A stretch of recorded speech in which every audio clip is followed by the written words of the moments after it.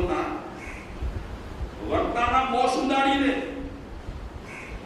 વક્તાની મજા ઉડાડી દે. તો જે રીતે વિષય ચાલતો હોય તે વિષયને અનુરૂપ એના મોઢા પરના હાવભાવ થાય.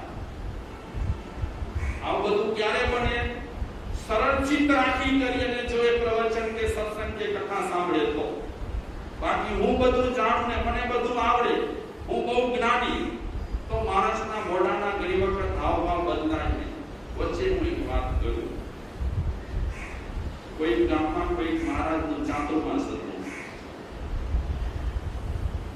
એ ચાતુર્માસમાં જે ગામમાં હતું એ ગામમાં એમના સંપ્રદાયના ઘરો ઘણા અને બીજા સંપ્રદાયના ઘરો થોડા ગણ્યા ગાંઠ્યા હતા. પણ લોકોને ઘણી વખત એક જ ચોમાસું હોય અને એક જ પ્રવચન ચાલતું હોય એટલે બધાને આવવું પડે. તો એ મહારાજ સાહેબ જરાક હતા, શું કહેવાય, મજા કરાવે વ્યાખ્યાનમાં. કોઈ વિષયને ગંભીરતાથી ન લે, શ્રોતાઓને આનંદ કરાવે, મનોરંજન કરાવે અને સાથે સાથે તત્વનું પીરસે. પણ એક ભાઈ રોજ પ્રવચનમાં આવે પણ હશે નહીં. મહારાજ એટલે જોયા કરે, હસવાની વાતો કરે તો પણ એકદમ ગંભીર થઈ કરે. મહારાજ એટલે જોયા કરે. ઘણી વખત તો ઘણા શ્રોતાઓને અમે જોઈએ તો એમ લાગે કે અમને કોઈ ભૂત જાણે છે. તો એક દિવસે મહારાજ સાહેબને વિચાર આવ્યો કે બધા લોકો હસતા હોય ત્યારે આ એક જ ભાઈ એકદમ ગંભીર મોઢું રાખી કરી અને સાંભળતો હોય છે. શું કારણ હશે? તો મહારાજ સાહેબ એક દિવસે ભાઈને બોલાવીને પૂછ્યું કે ભાઈ, મારો સ્વભાવ છે હસવાનો. કે મહારાજ સાહેબ કહે છે હું બહુ ગંભીર નથી રહી શકતો. ધર્મની વાતો હોય, તત્વની વાતો હોય, જ્ઞાનની વાતો હોય, ગંભીર ન રહી શકતો. હું વચ્ચે વચ્ચે મનોરંજન કરાવું, મજાક કરાવું, બધા હસે. તમે કેમ હસતા નથી? હસતા આવડે છે નથી આવડતું? શ્રોતાને પૂછે છે. તો એ શ્રોતા મહારાજ સાહેબને કહે છે હસતા તો આવડે. હસતા કોને ના આવડે? પણ મહારાજ સાહેબ હું શું કામ નથી હસતો? તો મહારાજ સાહેબ એ પૂછવા માંગુ છું, જો તને હસતા આવડતું હોય તો પ્રવચનમાં બધા લોકો જ્યારે પ્રસંગ પર હસતા હોય ત્યારે તું શું કામ નથી હસતો? ભાઈએ મહારાજ સાહેબને કીધું, ન હસવાનું કારણ તમે જે સંપ્રદાયના છો ને એ સંપ્રદાયનો હું નથી, હું બીજા સંપ્રદાયનો છું. એટલે મારાથી હસવાય નહીં. જો સંપ્રદાય હસવામાં નડતો હોય કોઈ સંપ્રદાય શું કામ નો પકડીને બેઠા છે માણસો કે અમે આ સંપ્રદાયના છીએ, અમે આ સંપ્રદાયના છીએ. સંપ્રદાય જો આપણને ગંભીર બનાવી દેતો હોય અને કોઈ પ્રસંગ પર સંપ્રદાયને કારણે આપણે હસી શકતા ન હોઈએ તો એ સંપ્રદાય આપણા માટે અવરોધરૂપ રહેલો છે. શેની વાત કરતા હતા આપણે? હિત પ્રજ્ઞા ઘણા શ્રોતા રહેલા હોય પણ હકીકતમાં ઘણા શ્રોતા બહુ સરસ હોય. હસવા ટાઈમે હસે, રડવા ટાઈમે રડે. જેવો રસ એ પ્રમાણે ડૂબી જાય. ગઈકાલે પણ મેં કીધું હતું ને કે પ્રવચન છે ને સાધના છે. તમે સાંભળવા આવો છો 1 કલાક એ તમારી સાધના છે. ભલે તમે કાંઈ આચરણમાં મૂકતા નથી, માની લો, તે છતાં પણ એ તમારી સાધના છે. અને એ પ્રવચન દરમિયાન તમારું એકાગ્ર ચિત્ત થાય ને થાય. અને ન થાય તો પ્રવચનમાં ગમે તેટલું કહેવાયેલું હોય કે બધું ઉપરથી ચાલુ. હવે તમે અત્યારે ધંધાના વિચાર લઈને બેઠા હો અને પ્રવચન પણ સાંભળતા હો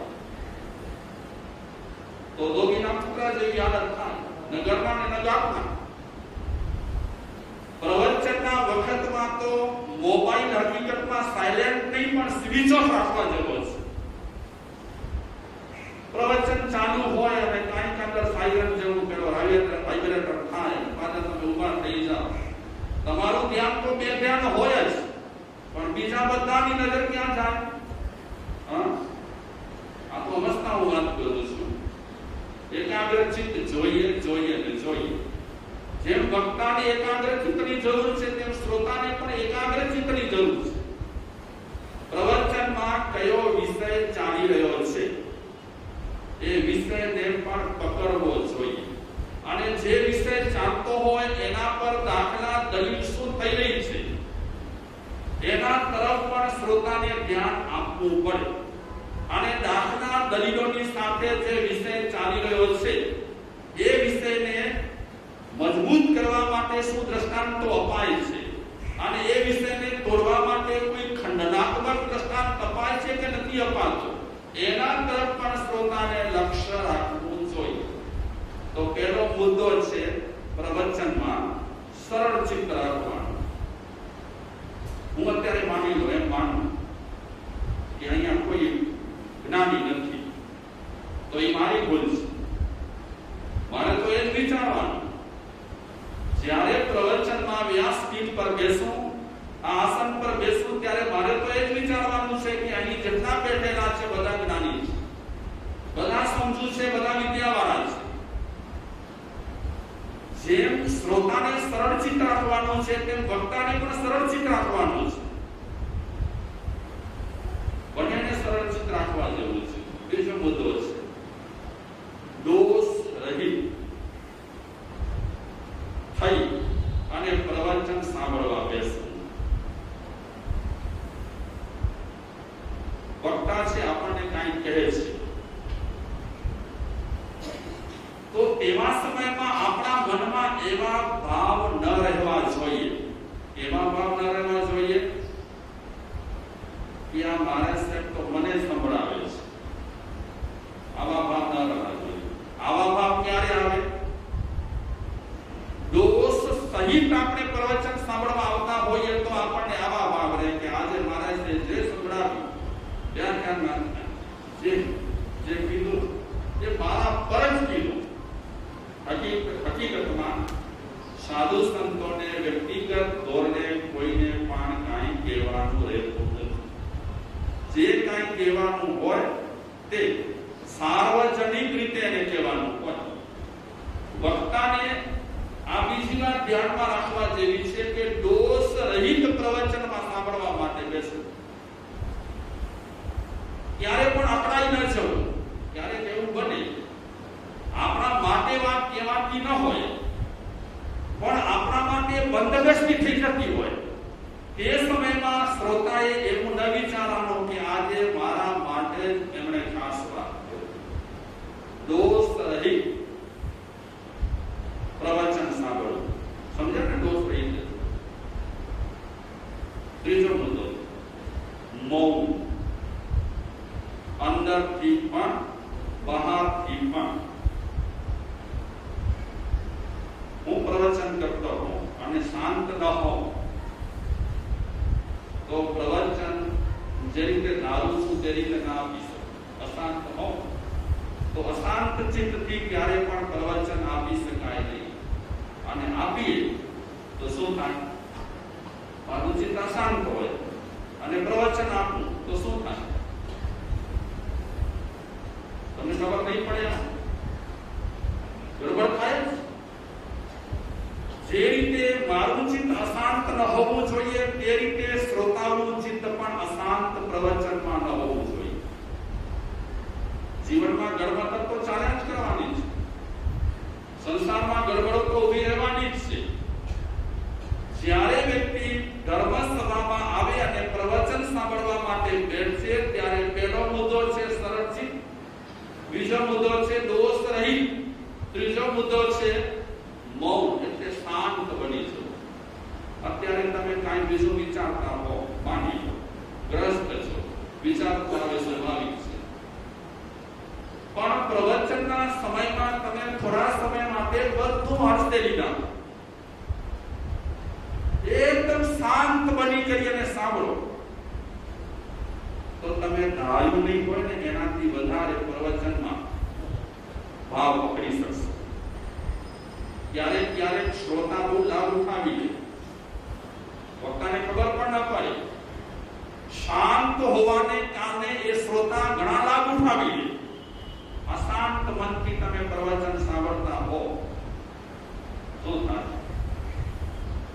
થાય? હા, થોડી વારે ઘડિયાળ જોતા રહો, થોડી વારે ઘડિયાળ જોતા રહો તો ન ચિત્ત હોય પ્રવચનમાં, અને ચિત્ત જો પ્રવચનમાં ન હોય તો એમ કહી શકાય કે મન અશાંત છે. અશાંત મનથી પ્રવચન વ્યવસ્થિત સાંભળી શકાય નહીં. ચોથો મુદ્દો, પોતાના વિચારો અને પોતાની માન્યતા અને પોતાના પ્રશ્નો પ્રવચન સાંભળતી વખતે બાજુમાં મૂકી દેવા. માની લો કે હું નિશ્ચય ધર્મને માનું છું, માની લો, પણ નિશ્ચય ધર્મને માનતો હોવા છતાં પણ મારે પબ્લિક જોવી જોઈએ. પબ્લિકની કેપેસિટી જોવી જોઈએ, અને એ જોયા વિના હું મારી ધારણા અને મારી માન્યતા તમારા પર થોપી બેસાડું તો એ ઘણી વખત શ્રોતા વક્તા છે સફળ ન બને, નિષ્ફળ જાય. એટલે જેમ શ્રોતાને પોતાના પ્રશ્નો બાજુએ મૂકવાના છે, પોતાના વિચારો થોડા સમય માટે બાજુએ મૂકવાના છે, પોતાની માન્યતા થોડા સમય માટે બાજુએ મૂકવાની છે, એ રીતે વક્તાએ પણ આ ધારણા રાખવાની છે. અગર વક્તા પણ જો આવું કરે, માન્યતા પોતાની બીજા લોકો પર થોપી બેસાડે તો મજા ના આવે. કેટલો મુદ્દો થયો? કેટલામો? ચોથો. પાંચમો મુદ્દો, સહિષ્ણુતા. ક્યારેક પ્રવચનમાં એવા મુદ્દા પણ આવી શકે છે કે બરાબર સીધે સીધા આપણને લાગુ પડતા હોય. મુદ્દા આવે, વક્તાને તમારા વિશે કાંઈ ખબર ન હોય છતાં પણ ઘણા પ્રવચનમાં મુદ્દા કેટલા તમે ચોટું થઈ જાય, એવા ધારદાર એ તમને ચોંટી જાય, એ સમયમાં વ્યક્તિએ સહિષ્ણુતા રાખવાની. ઘણા માણસો છે ને પ્રવચન સાંભળી છે પછી બારે જઈને દૂધ વાળે. મને એક પ્રસંગ યાદ આવે ઘણી વખત. મેં એક વખત પ્રવચનમાં માણસોને પૂછ્યું કે કૂતરો ઊંચો કે માણસ ઊંચો? મારો ઉદ્દેશ ખરાબ ન હતો, પણ પછી મેં પોતે છણાવટ કરી કે માણસની રીતે જો રહેતો હોય તો માણસ ઊંચો છે કૂતરાથી, પણ માણસની રીતે જો રહેતો ન હોય તો માણસ કરતા કૂતરો ઊંચો છે. નિમક હલાલ હોય, જેનું થાય એની વફાદારી કરે. આવી મેં વાતો પ્રવચન પણ કરી. એમાં એક ભાઈ એ છટક્યા મારા પર, છટક્યા અને ઊભા થઈ ગયા. હવે શરૂનો સમય હતો મારો, એટલે હું ગભરાયો. પછી બારે જઈને ભાઈ કહેવા લાગ્યા કે મારા સાહેબના પ્રવચન માટે તો મેં પતાસાની પ્રભાવના રાખી. આ પતાસાની પ્રભાવના એના માટે મેં રાખી હતી, ગામ લોકોને મેં ભેગા કરી અને મારા સાહેબે આપણી સરકારની કૂતરા સાથે કરી નાખી. માણસની કૂતરો ઊંચો. એ પ્રસંગ મને અવારનવાર યાદ આવે. એ પ્રસંગે તો મને બોધ પણ આપ્યો કે અમે તો રજૂઆત કરતા પહેલા બહુ વિચારવાનું, ઘણું વિચારવાનું. અને આજના સમયમાં પ્રવચન માટે બહુ જોખમ છે, કારણ કે માંડ માણસો આવતા હોય, આવતા હોય, અને એમાં ક્યાંક એવી કોઈ વાતો કહેવામાં આવે આપણા તફરી વાળી તો બિચારા માણસો ઘટી જાય. અને આજે માણસો એ પણ ધારણા રાખે છે કે એકને છોડીને બીજાને પકડી લઈશું, એમાં શું વાંધો છે? માણસો એક તો બેફિકર થઈ ગયા છે. એટલે પ્રવચનમાં ખરેખર વક્તાએ બહુ સાવધાની રાખવી જોઈએ. પણ અત્યારે આપણે જે વાતો કરીએ છીએ તે શ્રોતાની સરળ જીત, દોષ રહિત, મૌન એટલે શાંત, અંદરથી શાંત.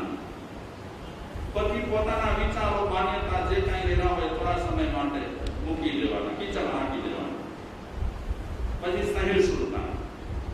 ગમે તે વાતો કહેવાતી હોય, ખરેખર આમ તો અમારો પણ એક નિયમ છે, શ્રોતાઓને કટાક્ષ ન કરી શકાય. થઈ જાય ઘણી વખત અમારાથી કટાક્ષ પણ કરવાના ન.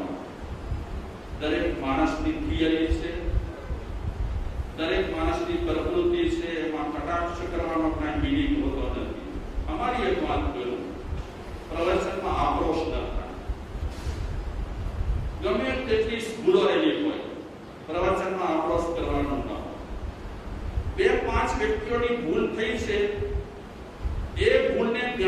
કાઠી કરી અને 100 200 500 1000 500 સામે રજૂઆત ન. હા, 4 જણાને સાઈડમાં બોલાવીને કહેવાનું કે આમ એટલે કેટલીક વાતો જાહેરમાં વક્તાને પણ ન કરવી જોઈએ. બધું જાણતા હોવા છતાં પણ એકાગ્રતા. કેટલામો મુદ્દો? છઠ્ઠો મુદ્દો છે એકાગ્રતા, કે તમે વાત કરી છે.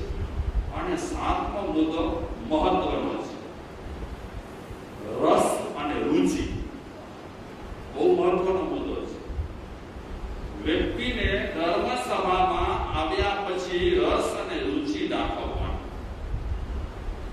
રસ અને રુચિ ન હોય તો એક મારે કે છે રસ રુચિ વગરના શ્રોતા હોય એના કરતા માટીની મૂર્તિઓ રાખી દઈએ તો ચાલે. શ્રોતા ભલે સમજતા ન હોય, ભલે બહુ એમની પાસે જ્ઞાન ન હોય, તે છતાં પણ શ્રોતામાં રસ અને રુચિ જોઈએ. જો કે હું કહું છું કે રસ રુચિ તો અમારામાં જોઈએ. રજૂઆત કરવી હોય, પ્રવચન આપવા હોય, કથાઓ કરવી હોય, રસ રુચિ ન હોય તો બેકાર.